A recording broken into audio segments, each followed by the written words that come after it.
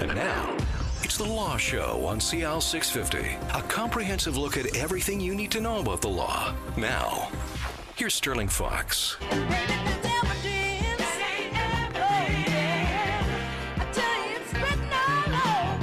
Good morning and welcome to The Law Show here on CL650. Today on The Law Show, we're going to talk immigration and citizenship issues with our guests from MKS Law, Maynard Kisher-Stoychevich in Vancouver. Rudy Kisher and Alex Stoychevich are with us this morning. Gentlemen, good to see you both. Hey, good morning, Sterling. Good to see you, Sterling. We have, well, tell us a little bit about the firm before we get into it. It's going to be kind of a politically edged conversation this morning. The vote is on. We're going to talk about what the national platforms of all of the people who would seek your vote are and how it might relate to Canada's future. But first and foremost, let's take a look at Maynard Kisher-Stoychevich. Rudy Kisher, tell us a little bit about the firm, how long you've been around, and the sorts of business that you conduct. We are a boutique law firm, meaning that we specialize in one area. We only do immigration and citizenship law. And okay. We're based in Vancouver in historic Yaletown.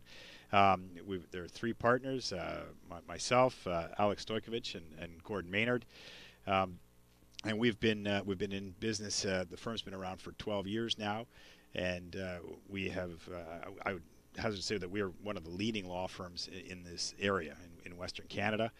And we help all types of people looking to come to Canada. So we help corporations that have global mobility problems. If they're trying to move a CEO here to start a new business or to take over an arm of an existing company.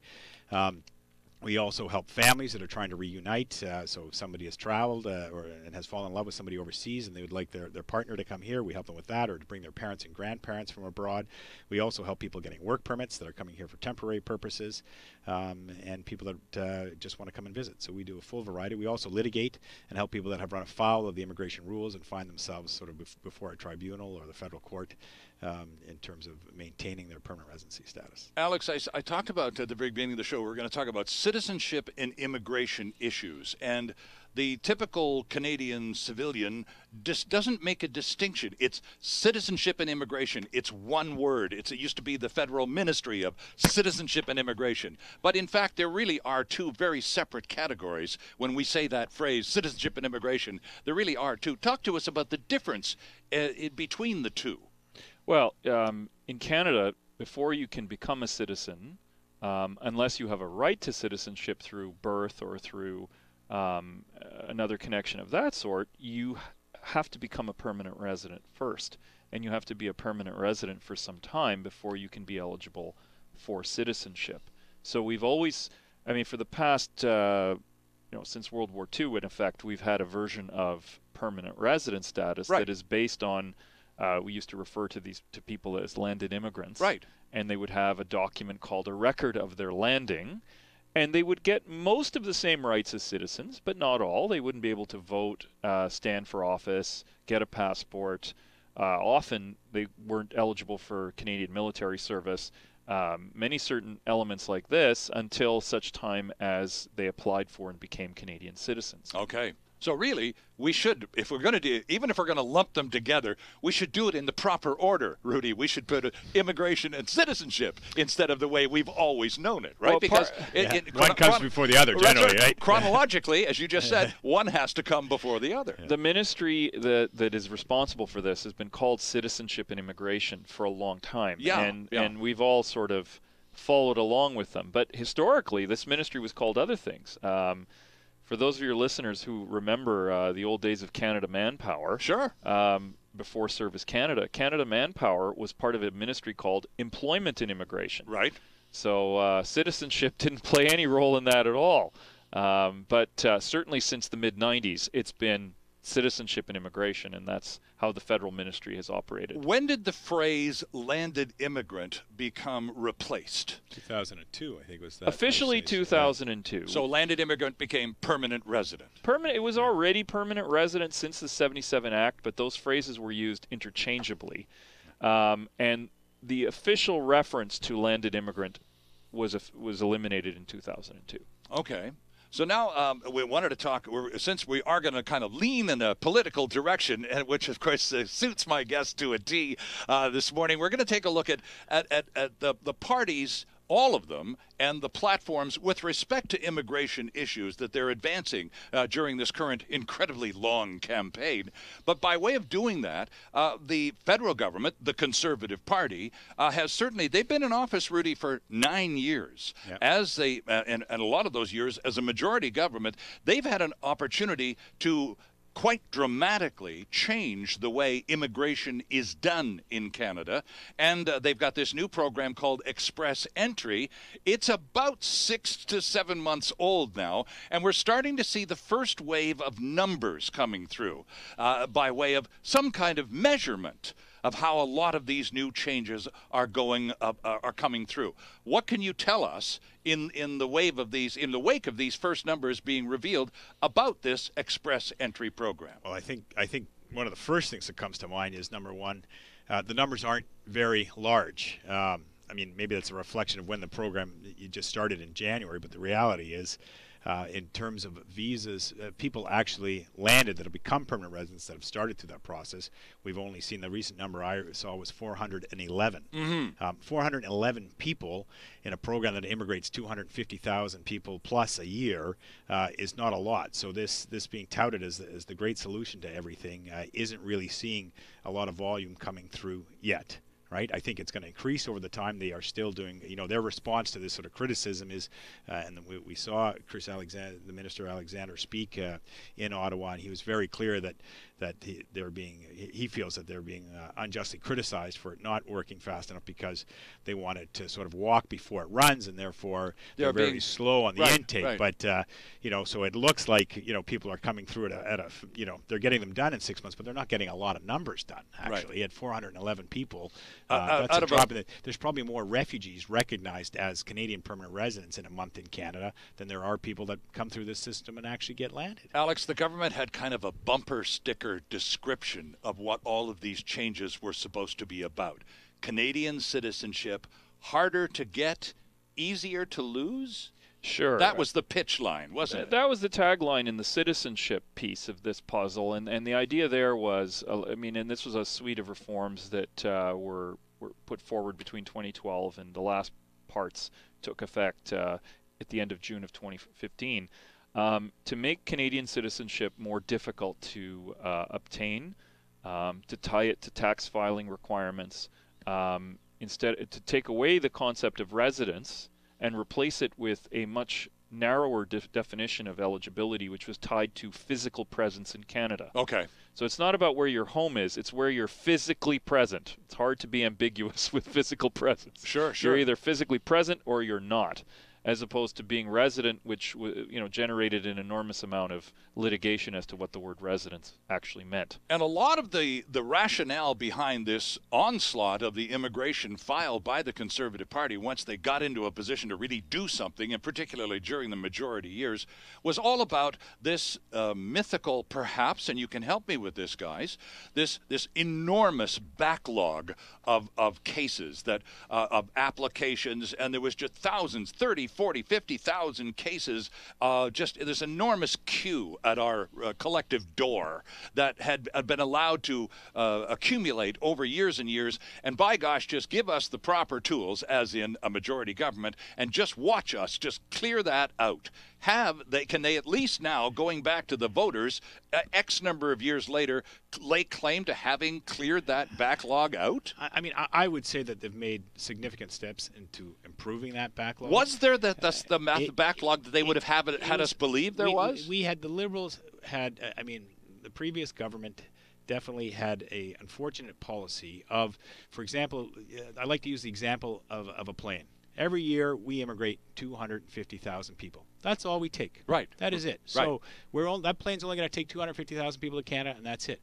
But you can line up and say and buy as many tickets. We'll sell as many tickets as people that are interested. Sure. And so you had 500,000 people applying a year or more that were never actually going to be, and that backlog basically just grew and grew and grew. And because it was politically the sort of adjustment, the way the system was set up at the time to sort of turn that top off was to raise the point score. So we had a system that was based on, you got points on certain characteristics, right? And the way the system had been set up was raise the point score. If we're getting too many applicants, make it harder for people to get in. That became very politically sensitive because the minute you tucked the score and raised it, everybody said, well, you're tightening immigration, and it became a political football that nobody wanted to touch. And so they never raised the point score, which is the way the system was set up, and you ended up with this backlog of years. The immigration, the Conservatives tried to address this by rejigging the point score and making it more difficult, and they found that themselves similarly caught in still a backlog of 2 or 3 years. It cut down, I would say, on some of the numbers, but they still had a backlog. And now finally they've started this express system in which, you know what, we're only going to let this number, we're going to give people what are called invitations to apply. So you make an expression of interest, you file what's called a profile. Once we know that you're interested, we'll take a look and we'll decide whether you're among what they call the best and the brightest, and we'll pick you in. I think the system's got some flaws, and I think Alex will agree with me. I would take that far further. I mean, the Conservatives have done some things here that are unprecedented in Canadian history. They essentially eliminated some of these backlogs by passing a regulation and returning people's money, even though they applied 6 or 7 years later. 6 or 7 years earlier. They basically said, sorry, we're never going to get to you. Here's your money back. That's the end of it. And if you recall, we had a show where we talked about the investor category and all of those people, many of them who were from mainland China and Hong Kong, who in 2013 basically just had their applications canceled, even if they had applied years and years before. And we've never actually done anything like that in Canada earlier. I mean, we had an attempt during the 2002 changes to process all of the previous cases within a limited period of time in an effort to try to finish them all. But we've never actually gone and said, sorry, we're not going to process you, even though you paid the money and expected the service years ago. So that's what the radical change that was undertaken, I mean, to some degree to deal with that inventory. They took a very... You said the store's closed. The store's closed. Go away, effectively. And I mean, in the investor category, they effectively canceled the category. But the point system still works to a certain extent, doesn't it, Alex? Only through the prism of express entry. And the challenge is that the narrative that the government has come forward with here has been, and it's been successful to some extent. They've looked at ways where they can process more efficiently. And to gain those efficiencies, they've gone to systems that have taken away a lot of the human element out of immigration processing. Most of your listeners who know people who immigrated from the 70s, 80s, 90s, early 2000s, late 2000s even, a lot of those people came through interviews where they met a Canadian and a Canadian-based officer that was either abroad, in a visa post abroad, or at a border or in a Canadian office, said yes or no to them. And so there was a point of contact with a Canadian person somewhere along the line. Is that gone now? It's largely gone. Gone. I mean, there is no interview. The whole there is no interview. You Gone. don't. Your language testing isn't assessed by an officer. Your language ability is assessed by a third-party language organization. Your education credentials aren't assessed by a Canadian government body. They're assessed by an approved third-party language provider that has to do that first. You don't have a place that you can go and ask questions of immigration because we don't have Canadian immigration offices anymore. You have a 1-888-242-2100 number where somebody maybe or maybe not answers your query. So is this third-party assignment of tasks and the reduction of physical plants, is this all about economy? Is this all about saving the taxpayer money? Is that what they're describing? 100%. And to some extent it has worked. Okay. Because they've offloaded a lot of the cost of immigration processing onto the immigrant themselves. And that must have changed the nature of your work, too, as immigration lawyers. Now, we having to adjust to continually new sets of procedures. Well, it's also taken away some of the uncertainty in terms of you had a lot of subjectivity when an officer sort of assessed someone's English ability. So they're not trained how to do it. They come in and they say, how are you doing today? Tell me a story about what you did yesterday. And they take a look at their writing and they decide, well, that's an 8 out of 10.